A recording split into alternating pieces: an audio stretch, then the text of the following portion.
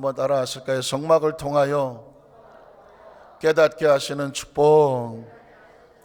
첫 번째 말씀으로 함께 은혜 나누기를 원합니다. 왜 다니엘 기도일까요? 다니엘은 뜻을 정하고 겸비하여 자복하고 금식하는 심정으로 하나님 앞에 엎드렸습니다. 놀랍게도 네가 그렇게 마음을 작정한 첫날부터 하나님은 나에게 명령하셔서 너에게 응답을 전달하라고 하셨다. 다니엘 기도는요, 응답을 받고 시작하는 것입니다. 한번 따라 하실까요? 다니엘 기도에는 응답을 받고 출발하는 것이다. 이미 응답을 받고 출발하는 것입니다. 하나님께서 언제 어느 때 역사하실지는 하나님의 뜻에 두셨지만 중요한 것은 무엇이냐면 하나님의 역사는 지금 이 시간에도 이루어지고 있다는 것입니다. 왜 20일을 기도인가요? 다니엘이 뜻을 정하고 작정하여 엎드렸습니다. 그날과 그 시는 몰랐습니다. 그러나 하나님 앞에 엎드려 기도하는 동안에 21일 만에 영적인 방해 세력이 떨어져 나갔다는 것입니다. 여러분, 기도는 영적인 전쟁이거든요. 전쟁은 승리해야 되지 않겠습니까? 다니엘의 기도는 영적 전쟁의 승리자가 되니까 21일 만에 승리의 소식이 다가왔습니다. 우리 안산교회 예배에 참석하시고 기도에 참석하신 우리 성도님들, 매 순간마다 분초마다 승리를 기대하십시오. 기도하는 사람은 하나님 역사하셔서 하나님의 군대가 승리하게 하시는 줄로 믿습니다. 왜 다니엘 기도했냐면 우리에게 놀라운 비밀을 주셨거든요. 이스라엘 백성이 민족이 어려움을 당하고 나라가 어려움을 당하고 개인이 어려움을 당했을 때에 성소가 황폐했다고 말했습니다. 성소가 황폐했다. 저는 말씀을 그 본문을 읽으면서 가슴이 정말 처절했습니다. 하나님이 거하시는 거룩한 성소가 황폐하고 나서 나라가 온전히 버틸 일이 있겠습니까? 민족이 온전히 버틸 리가 있겠습니까? 개인의 삶이든 단체의 삶 속에도 거룩해야 될 성소가 황폐하다면 거긴 희망이 없는 것입니다. 그래서 그 성소가 회복이 되게 해달라. 다니엘의 기도의 핵심은 뭐냐면 어떤 내 문제, 이 나라 민족도 중요하지만 하나님과 만나는 성소가 회복이 되게 하여 주시옵소서. 이 나라의 성소가 회복이 되어지고 이 민족의 성소가 회복이 되어지고 개인의 삶 속에도 중요한 내 마음 속에 내 심령 속에 하나님의 성령이 임하시는 거룩한 성소가 이번 다니엘 기도 동안에 온전히 회복되게 하여 주시옵소서. 그래서 여러분, 이번 설교의 주제는, 오늘 다니엘 기도의 주제는 뭘까요? 성막과 예수 그리스도입니다. 한번 따라 하실까요? 성막과 예수 그리스도. 성막은 바로 하나님께서 자기 백성들에게 거룩함을 임재하시는 것이거든요. 이번 다니엘 기도 동안에 우리 안에 있는 이 성소와 하나님을 만나는 성막이 회복이 되어야 되고 수리가 되어야 되고 깨끗하고 온전해져서 하나님의 마음껏 임재하시는 놀라운 역사가 임하시기를 주님의 이름으로 축원합니다. 왜 갑자기 뜬금없이 구약시대의 성막이냐? 구약시대의 성막은 오늘날 신약시대 예수 그리스도를 상징한단 말입니다. 그래서 성막을 알아야 예수 그리스도를 알아요. 성막의 의미를 알고 내용을 알고 구조를 알고 명칭을 알면 우리가 예수를 믿는 가운데 예수에 대해서 좀 더 정확하게 알 수 있게 된다는 것이죠. 우리는 첫 번째로 오늘 말씀을 나눌 때에 하나님을 만날 수 있는 통로가 성막이라는 것입니다. 한번 따라 하실까요? 하나님을 만날 수 있는 통로를 발견하게 됩니다. 이 부분에 감동이 없으십니까? 하나님을 만난다는 것입니다. 한번 따라 하실까요? 하나님을 만난다. 알아요. 여러분들은 늘 하나님과의 관계가 만남의 역사가 있기 때문에 별로 그렇게 크게 감동이 안 올지도 몰라. 그러나 여러분 보십시오. 인생의 최고의 문제는 하나님을 못 만나는 것입니다. 아담과 하와가 에덴에서 쫓겨난 이후 그들은 하나님을 만나고 싶어도 만날 수가 없었습니다. 왜? 에덴에서 추방이 되어졌으니, 하나님과의 관계가 단절이 되어졌으니 하나님을 찾아갈 수도 없습니다. 예배하고 싶으나 하나님이 만나주지를 않습니다. 하나님 기도하고 싶으나 하나님이 들어주지를 않습니다.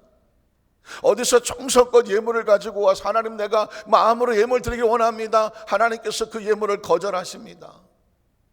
하나님 앞에서 무엇으로 헌신하고 하나님 일을 내가 하고 싶어요 하지만 나는 너의 도움이 필요 없다고 말합니다.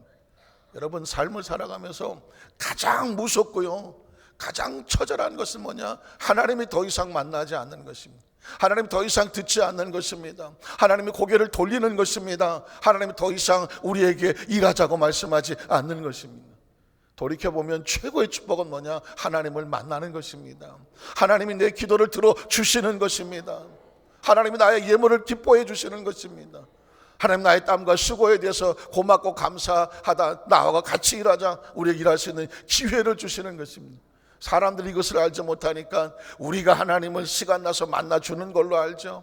우리가 뭐 쓰다가 남아서 예물을 드리는 줄로 알죠. 내가 조금 뭐 여유 삼아서 봉사하는 줄 알죠. 내가 무슨 뭐 노래를 잘해서 찬양하는 줄 알죠. 내가 그냥 기도하라고 하니까 어쩔 수 없이 기도하는 줄 알죠. 여러분, 최고의 축복의 의미를 우리가 모른다는 것입니다.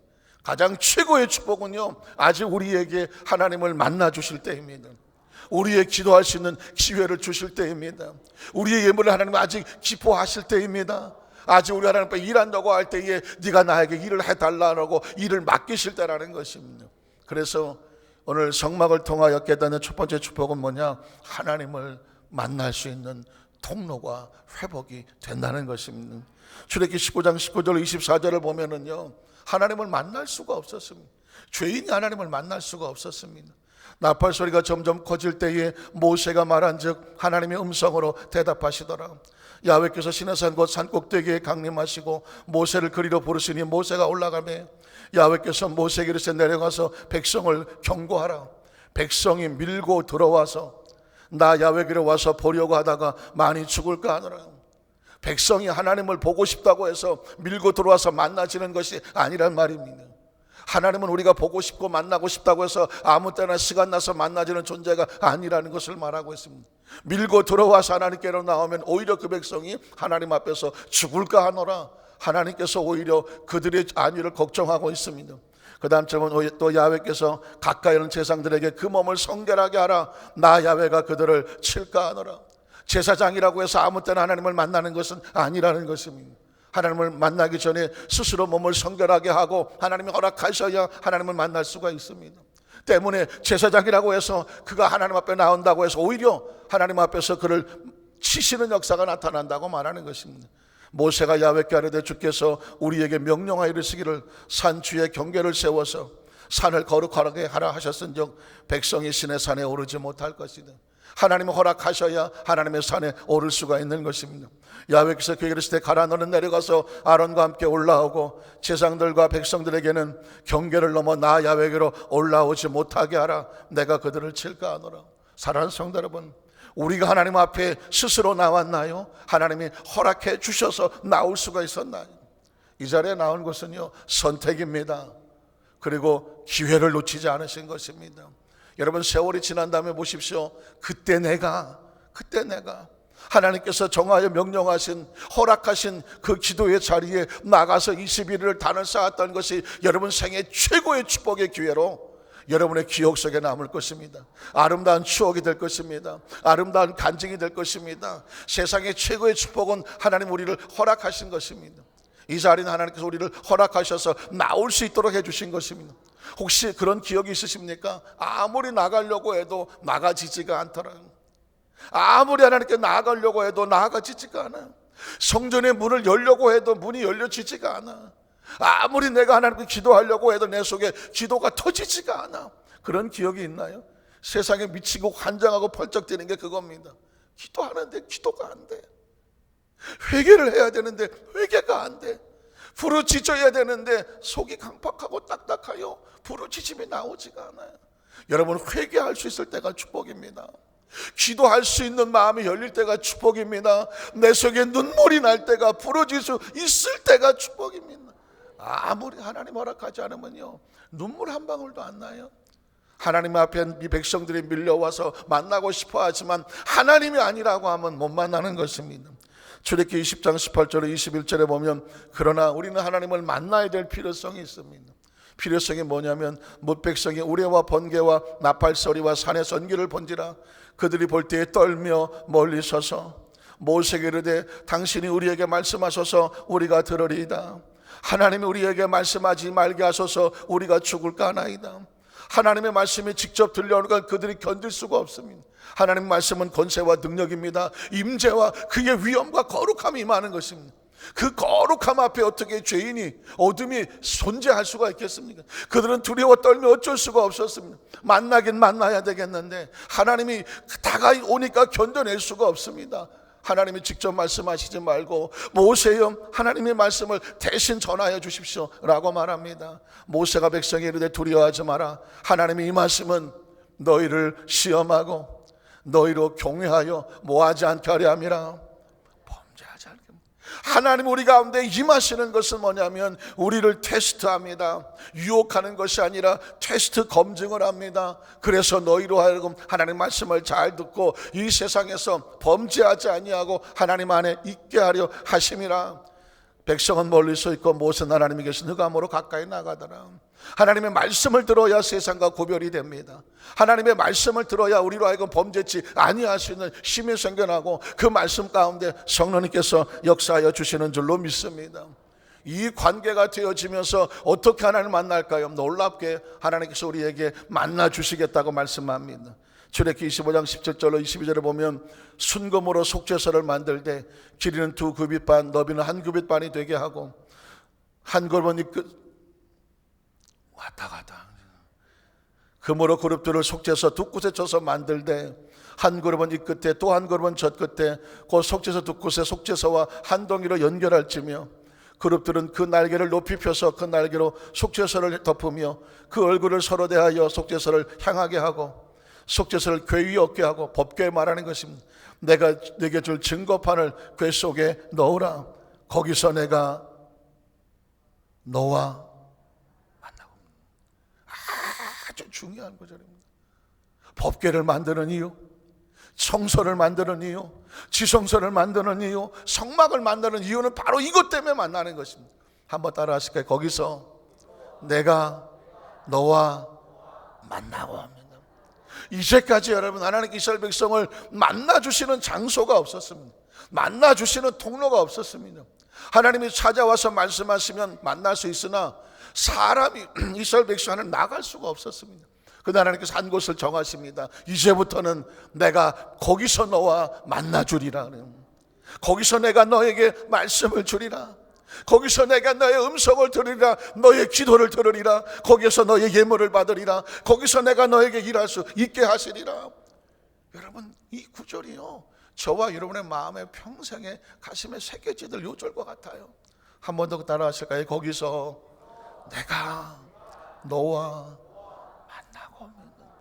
하나님을 만날 수 있다는 것 최소의 축복이죠. 만남을 회복이라고 말하는 것입니다. 여기서 하나님을 만나면 잃어버렸던 영권이 회복이 됩니다. 물거리 회복이 되어집니다. 하나님이 만나주시면 우리 가운데 새로운 생명이 회복이 되어지는 줄로 믿습니다. 오늘 성막은 바로 우리에게 하나님을 만날 수 있는 회복을 말하고 있는데, 그렇다고 한다면 이 회복은 우리가 신약시대에 예수를 통해서 주시는 축복입니다. 두 번째로 예수님을 정확하게 알고 올바로 믿을 수 있습니다. 성막을 알고 성막에 대한 의미를 깨닫게 되면 예수님에 대해서 올바로 알고 올바로 믿을 수가 있다는 것입니다. 사실은요 우린 너무 그냥 자연스럽게 알지만 구약 성경은 신약 성경과 도대체 어떤 관계가 있느냐, 이 부분은 굉장히 중요합니다. 이 부분을 알지 못하면 어떤 사람은 오직 예수교라고 하는, 참 이름은 너무 좋은데 이단이 하나 있습니다. 오직 예수교. 오직 예수교인데 왜 이단일까? 오직 예수교는 구약을 믿지 않습니다. 그냥 신약 성경만 가지고 오직 예수만 믿는다고 말하니까 많은 사람들이 볼 때는 우리가 봐도 그럴듯하거든요. 그러나 여러분 구약 성경이 신약 성경하고 관계를 알지 못하기 때문에 그렇습니다. 구약에 있는 모든 것들은 신약의 예수 그리스도를 상징하는 것입니다. 그러니 구약을 버릴 수가 없는 이유가 뭐냐? 구약에 있는 모든 모습들은 예수님을 더 많이 알게 하고, 구약은 예언이라면 신약은 완성이기 때문에 하나님의 말씀을 우리는 구약과 신약을 66권을 다 하나님 말씀으로 믿습니다. 성경은 그 이야기를 우리에게 선포하고 있습니다. 누가복음 24장 13절로 18절을 보면 그날에 그들 중 둘이 예루살렘에서 25리 되는 엠마오로 하는 마을로 가면서 이 모든 된 일을 서로 이야기하더라. 그들이 서로 이야기하며 문의할 때에 예수께서 가까이 이르러 그들과 동행하시나 그들의 눈이 가리워져서 그인 줄 알아보지 못하거늘 예수께서 이르시되 너희가 길 가면서 서로 주고받는 이야기가 무엇이냐 하시니 두 사람이 슬픈 빛을 띠며 머물러 서더라.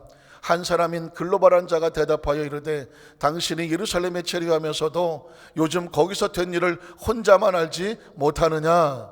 자, 이 상황이 뭐냐? 예수 그리스도가 십자가에 몸짓고 피 흘려 죽었다는 상황이 벌어졌는데 무슨 뜻인지를 몰랐단 말입니다.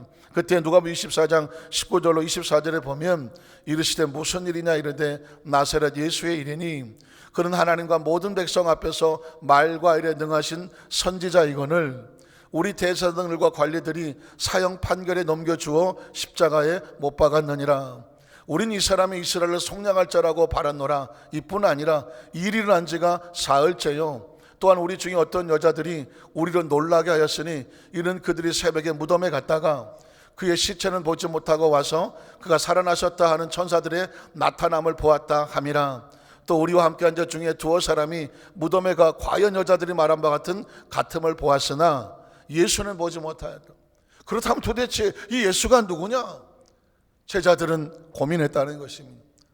예수님 옆에 지나가는데 예수를 알아보지를 못했습니다. 그래서 예수님께서 이렇게 말씀하신 것입니다. 25절 27절에 보면 이르시되 미련하고 선지자들이 말한 모든 것, 선지자들이 말한 모든 건 뭘까요? 구약 성경입니다. 선지자들이 말한 모든 것을 마음에 더디 믿는 자들은 구약은 예언이 되어 있는데 그 예언이 예수 그리스도로 말미암아 완성될 것을 왜 알지 못했느냐. 여기서 구약과 신약이 서로 연결이 되는 것입니다. 그리스도가 이런 고난을 받고 자기 영광에 들어가야 할 것이 아니냐 하시고 이에 모세와 모든 선지자의 글로 시작하여 모든 성경에 쓴 바 그 시대 속의 성경은 구약 성경이었습니다. 모세 율법이죠. 선지자 선지자 글입니다. 그 나머지 모든 예언서와 같이 자기에 관한 것을 자세히 설명하시더라.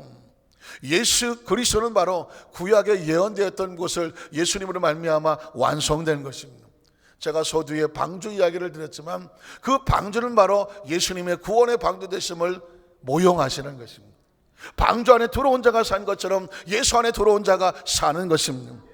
모세는 이스라엘 백성을 광야로 이끌어낸 애굽에서 건져내 광야를 통하여 가나안에 이르게 하셨습니다.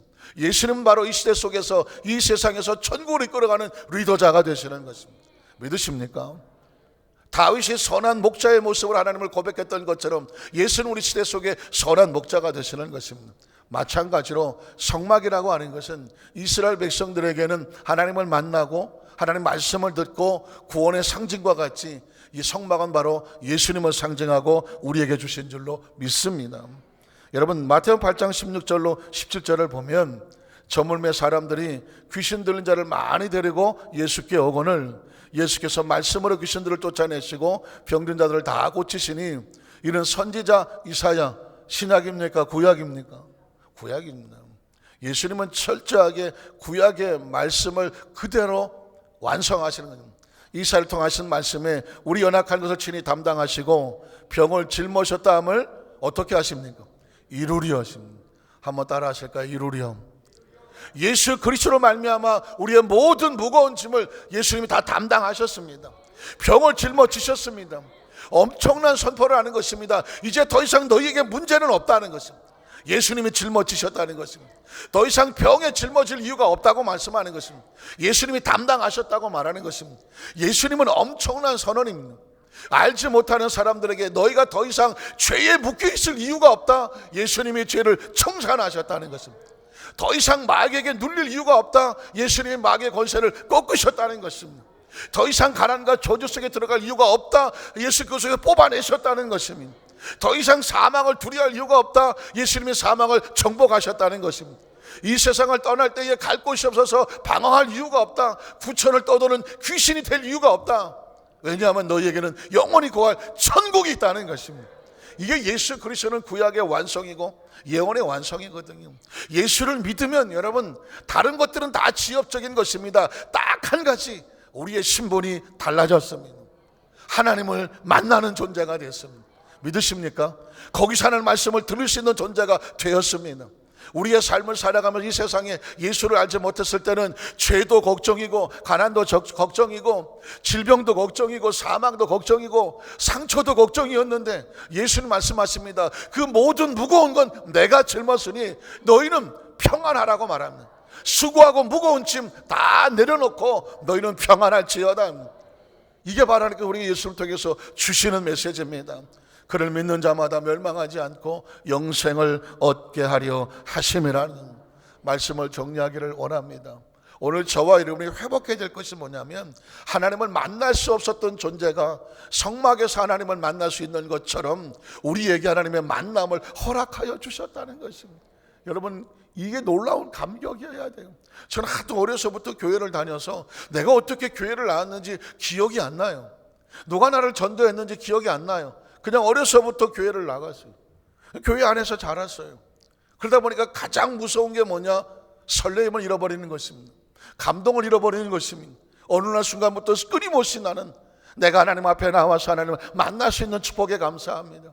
성경을 읽을 수 있는 축복에 감사합니다. 기도할 수 있음에 감사합니다. 말씀을 들을 수 있음에 감사합니다. 하나님 일을 할 수 있음에 감사합니다. 끊임없이 반복하며 끊임없이 내 안에 이 설레임과 감동을 하나님 앞에 고백을 합니다. 왜 그럴까요? 잊어버리지 않으려고 하는 것입니다. 신앙생활을 오래 할수록 아주 조심해야 될 것은 감동과 설레임을 놓치지 말라는 것입니다. 기도하면서 감격하고 성전에 앉으면 그냥 앉아있는 상태에도 하나님 하면 눈물이 흘러낼 수 있는 예배의 감격이 있기를 주님의 이름으로 축복합니다. 주여 하고 하나님 앞에 엎드려 기도의 포문을 여는 순간에 기도의 감격이 있기를 축복합니다. 하나님 앞에 찬양을 할 때 온몸이 뜨거워지면서 하나님은 내가 충만하기를 주의 이름으로 축원합니다. 오늘 아침에 출발할 때 보니까 10도 정도 되더라고요. 강단에 앉아서 여러분 찬양하고 기도할 때 저도 열심히 찬양하고 하는데 마음이 뜨거워서 새벽엔 선풍기 안 켜도 되겠지. 올라오기 전에 못 견디고 선풍기를 켜고 올라갔습니다.